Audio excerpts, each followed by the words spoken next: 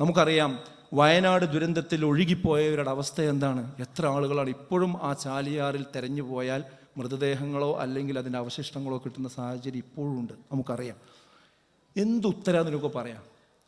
അവരനുഭവിച്ച പ്രയാസം ഈ ജീവിതമേ ഉള്ളൂ എന്നുണ്ടെങ്കിൽ അവരും അവരുടെ ബന്ധുക്കളും അനുഭവിച്ച പ്രയാസത്തിന് എന്ത് പരിഹാരമാണ് നമുക്ക് ചെയ്തു കൊടുക്കാൻ പറ്റുക? അതുപോലെ തന്നെ സ്വന്തം വയറ്റിൽ വളർന്ന പിഞ്ചു കുഞ്ഞിനെ തലക്കടിച്ചു കൊന്ന് പ്ലാസ്റ്റിക് ബാഗിനുള്ളിലാക്കി അഴുക്കുചാലിലേക്ക് വലിച്ചെറിഞ്ഞ ആ ദമ്പതികളെ ആരാണ് കൈകാര്യം ചെയ്യാൻ പറ്റുക? എറണാകുളത്ത് സംഭവിച്ചതാണത്. പ്രസവിച്ചിട്ട് കുഞ്ഞിനെ ഒരു ക്യാരി ബാഗിലാക്കിയിട്ട് പുറത്തേക്ക് വലിച്ചെറിഞ്ഞു. അപ്പോൾ ആ തോട്ടിക്ക് എത്തിയില്ല, റോട്ടിൽ വീണു. അപ്പോൾ മനുഷ്യന്മാർ കണ്ടു. നമ്മുടെ നാട്ടിൽ നടന്ന സംഭവമാണ്. ഇവർക്കൊക്കെ കൃത്യമായ ശിക്ഷ കൊടുക്കാൻ എന്ത് സംവിധാനം നമുക്കുള്ളത്? 2-3 പവൻ സ്വർണത്തിന് വേണ്ടി വൃദ്ധരായ മാതാപിതാക്കളെ ക്രൂരമായി കഴുത്തറുത്ത് കൊന്ന എത്ര സംഭവങ്ങൾ നമ്മുടെ നാട്ടിലുണ്ടായിട്ടുണ്ട്.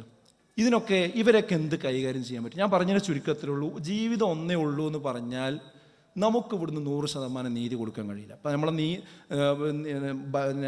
നീതിന്യായ വ്യവസ്ഥയെ സംബന്ധിച്ച് പറയാറുള്ളത് എന്താ? അത് 8 കാലി വലയാണ് എന്നാണ്.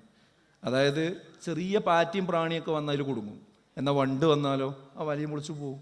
അതേമാതിരി നല്ല സ്വാധീനമോ കഴിവൊക്കെ ഉള്ള ആളുകളാണെങ്കിൽ എന്താ ചെയ്തുകൊണ്ടിരിക്കണമെന്ന് ഇപ്പോൾ പത്രങ്ങളിലൊക്കെ നമ്മൾ കണ്ടുകൊണ്ടിരിക്കുന്നുണ്ട്.